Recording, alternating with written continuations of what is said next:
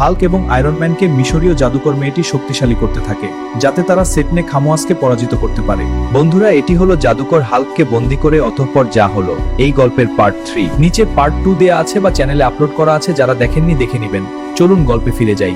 Hulk এবং iron ম্যানের শরীরে এখন নতুন শক্তি। তারা মিশরীয় জাদুকর মেয়েটিকে ধন্যবাদ জানায়। জাদুকর মেয়েটি হাল্ক এবং আয়রন ম্যানকে একটি ম্যাজিক্যাল বল দেয়, যার মধ্যে তারা যে কারোর অবস্থান দেখতে পারবে।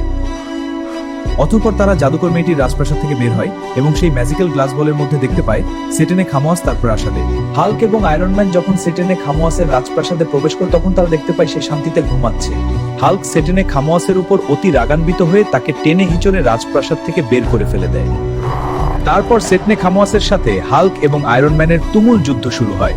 এক পর্যায়ে সেই জাদুকরকে হাল্ক ধরে ছুঁড়ে ফেলে এবং আয়রন ম্যান তার সকল শক্তি দিয়ে জাদুকরটিকে ধ্বংস করে। গল্পটি এখানেই শেষ বন্ধুরা।